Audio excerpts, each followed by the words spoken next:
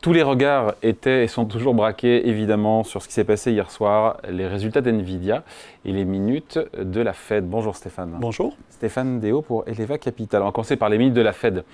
Au hasard, compte rendu donc de la dernière réunion de début mai de la Réserve fédérale américaine, publié hier soir. On y voit une Fed, c'est un peu décevant, il faut dire ce qu'il y a, c'est un peu décevant parce qu'on y voit une Fed qui reste quand même inquiète, on l'a bien senti, quant au manque de progrès sur l'inflation. On a eu au passage plusieurs membres de la Fed qui se sont dit prêts à relever carrément une nouvelle fois les taux d'intérêt si bien il le fallait. Ouais. On se dit quoi alors? C'est un peu décevant quand même, non? Alors, vous avez été déçu par la Fed, je vais vous décevoir moi aussi, parce que je trouve qu'on n'a pas appris grand-chose. Pour moi, il y a deux messages principaux. Le premier message, c'est qu'ils n'ont pas du tout confiance sur leurs prévisions en termes d'inflation. Ils sont beaucoup trompés, donc ils sont un petit peu dans le noir. Donc ils sont très data dependent, c'est-à-dire ils veulent regarder des données... Parce que dans le brouillard. Parce que dans le brouillard.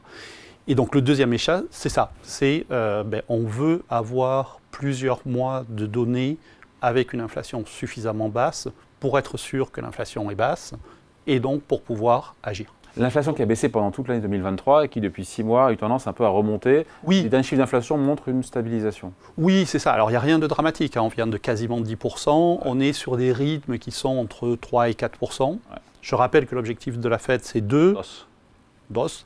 Donc il n'y a rien de dramatique, mais on est sur la zone qui est inconfortable, qui ne leur permet pas de baisser les taux, surtout que l'économie américaine va très bien, il n'y a pas péril en la demeure pour l'instant. Donc vous avez d'un côté l'activité réelle qui tient bien et qui n'a pas besoin de baisse de taux, et de l'autre côté des pressions inflationnistes qui malheureusement ne baissent pas aussi vite qu'on le souhaite. Donc il est urgent d'attendre, ça ne sera pas avant au mieux le mois de septembre, ça on l'a compris. D'ailleurs, les marchés price à hauteur de 50% une baisse de taux de la Fed en septembre, ça veut dire que qu'on ne sait pas. Oui, voilà, on ne sait pas du tout. Alors, je vais regarder. Mais ça ne sera pas avant septembre. Hein. Non, je pense qu'avant septembre, c'est extrêmement peu probable. Il ne faut jamais dire jamais, mais oui. Vous avez regardé quoi là? Alors, moi, je regarde les options, parce que comme ça, on peut voir la probabilité de chaque scénario. Et en fait, le scénario central maintenant pour le marché, c'est une baisse de taux. Voilà. Donc, d'ici la fin de l'année. Mais il y a encore quelques heures, on était à 2 baisses de taux. Hein. Oui, tout à fait. Donc on a un petit peu réduit. Mais vous avez, alors, sans rentrer trop dans les détails, on a 35% de chances d'avoir une baisse de taux et 25% de chances d'avoir 2 baisses de taux. Donc on hésite, le marché hésite un peu entre les deux. Honnêtement, qu'il baisse en septembre, décembre, ou qu'il nous fasse novembre, janvier, ça ne change pas grand-chose. Ça ne change pas grand-chose dans le fond, mais pour les marchés, ça peut changer quelque chose. Oui, à la marge. Je pense que le message principal, c'est de dire, on va baisser les taux. La probabilité d'une hausse reste très faible. Je rappelle quand même que les taux... Ça sera un game changer, ça. Oui, ça par contre, ce serait un vrai problème pour les marchés. Mais les taux sont là où ils sont, parce que l'inflation était à 10%. On est très loin de ce 10%. Donc remonter les taux par rapport à la monnaie, moi je pense que la charge de la preuve est très élevée. L'économie américaine qui donne des signes quand même de décélération n'a pas besoin de baisse de taux, alors que l'économie européenne en a besoin. On vient de faire 6 trimestres de suite de croissance au-dessus du potentiel aux États-Unis. Ça se tasse, oui ça se tasse. On ne va pas rester pour les siècles et les siècles au-dessus de la croissance potentielle. Mais juste pour vous donner un chiffre, l'année dernière on avait à peu près 2,5 de croissance par trimestre en moyenne. Le consensus des économistes attend 1,5 cette année. Donc on a un tassement de croissance, c'est indubitable, ça se comprend, mais c'est un tassement, ce n'est pas du tout un effondrement, ce n'est pas une crise, pour moi il n'y a rien de dramatique. Et donc une fois de plus, il n'y a pas péril à la demeure, ils n'ont pas... Donc les marchés ont pricé 1 voire 2 baisses de taux, et donc il n'y a pas de surprise à attendre a priori. Sauf une fois de plus des données ou un choc extérieur, mais moi, ça me convient. Ça me convient beaucoup plus que les 7 baisses de taux qu'on attendait en début d'année, qui étaient un petit peu exagérées. Mais partie de ceux aussi qui n'ont jamais cru, notamment à la baisse de taux en mars, ça me semblait martien, c'est le cas de le dire. Il faut qu'on parle d'NVIDIA. Et d'NVIDIA qui continue de battre tous les records. C'est de la folie autour d'NVIDIA quand même. Les chiffres sont astronomiques. Je les donne. 15 milliards de bénéfices, rien que on est en dollars, sur le premier trimestre. Chiffre d'affaires qui a triplé. On est à 26 milliards. 78% de marge brute. Oui, c'est pas mal. Hein. Truc de ouf. Non mais le fabricant, encore une fois de puces destiné à l'IA, explose toujours tous les compteurs. Même si, je disais que NVIDIA fait mieux, mais un petit peu moins que les trimestres d'avant, tout en faisant mieux. Oui, on pinaille, on chipote. Juste, moi aussi je vais chipoter, je suis désolé. la compliance chez moi m'oblige à dire que je suis actionnaire d'NVIDIA avant d'en parler. Bien sûr. Donc voilà. Et tant mieux pour vous. Et je suis fort aise d'être Monsieur Mortez. Je pense qu'il y a deux choses. Il y a ce que vous avez dit, c'est-à-dire les chiffres passés qui sont impressionnants. Juste pour replacer dans le contexte, 78% de marge brute. Si vous regardez le secteur du luxe, qui est le secteur qui est de loin celui qui a les marges brutes les plus élevées, vous prenez un des meilleurs, Hermès, pour ne pas le nommer, ils ont à peu près 70% de marge brute. Ouais. Donc en fait, NVIDIA ridiculise le meilleur du meilleur secteur. Ouais. En fait, c'est affolant. Moi, je pense qu'il y a deux messages très intéressants. Le premier message, c'est effectivement la résilience des marges. Pourquoi c'est aussi haut? Il y a 1 an et demi, vous aviez un tiers du chiffre d'affaires d'NVIDIA qui était dans le gaming, c'est-à-dire les cartes vidéo que vous mettez dans votre ordinateur pour votre enfant. Maintenant, c'est moins de 10%. Ça veut dire que l'immense majorité du chiffre d'affaires d'NVIDIA, c'est l'intelligence artificielle. C'est là où il y a des marges totalement monstrueuses.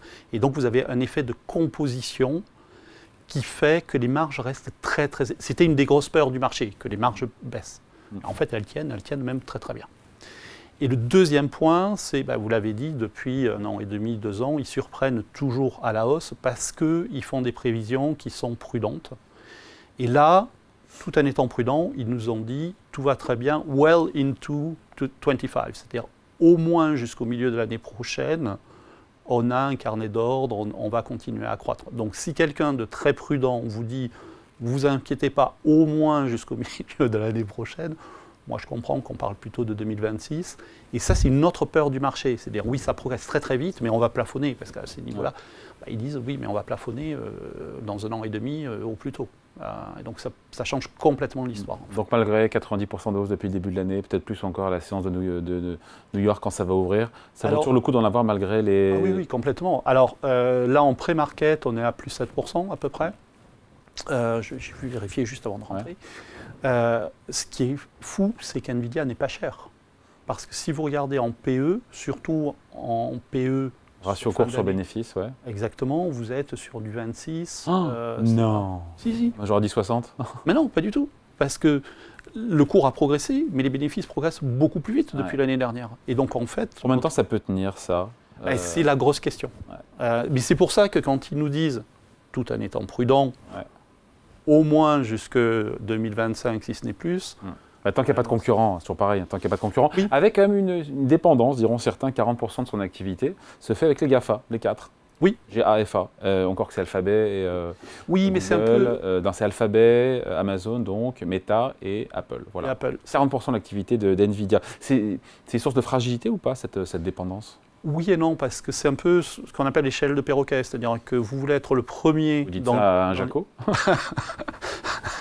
Vous voulez être le premier dans l'IA, donc vous investissez, et donc votre concurrent va dire ah ben moi je vais faire pareil mais un peu plus, et donc vous faites pareil mais un peu plus, donc c'est une course à l'échalote et ça en finit pas.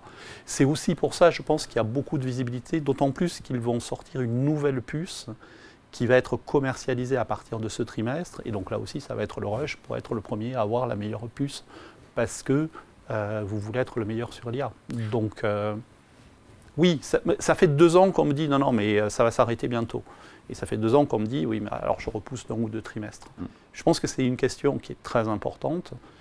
Si on a de la visibilité pour au moins 1 an, ça veut dire que il faut en avoir, oui, encore.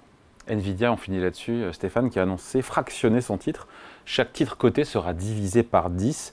C'est quoi l'intérêt? C'est de le rendre plus abordable en termes de prix? C'est qu'il y ait plus de titres en circulation? Je ne vois pas trop l'intérêt. C'est quoi le... C'est que le titre NVIDIA coûte plus de 1 000 $ maintenant. Alors, pas hier soir, mais à partir d'aujourd'hui, probablement, on va passer 1 000 $. Donc à 100 $. Et donc, alors vous êtes présentateur Boursorama, vous pouvez investir des milliers et des milliers de dollars. Des milliards, soyons sérieux. Exactement. Mais les petits porteurs n'ont pas forcément plusieurs milliers de dollars à investir. Donc si vous divisez par 10, les petits porteurs peuvent investir 500 $, 800 $, etc. dans NVIDIA. Ce qui n'est pas possible maintenant parce que le ticket d'entrée minimum est à 1000 $. Allez, merci beaucoup. Explication de point de vue. Signé Stéphane Déo pour Eleva Capital. Merci Stéphane. Merci.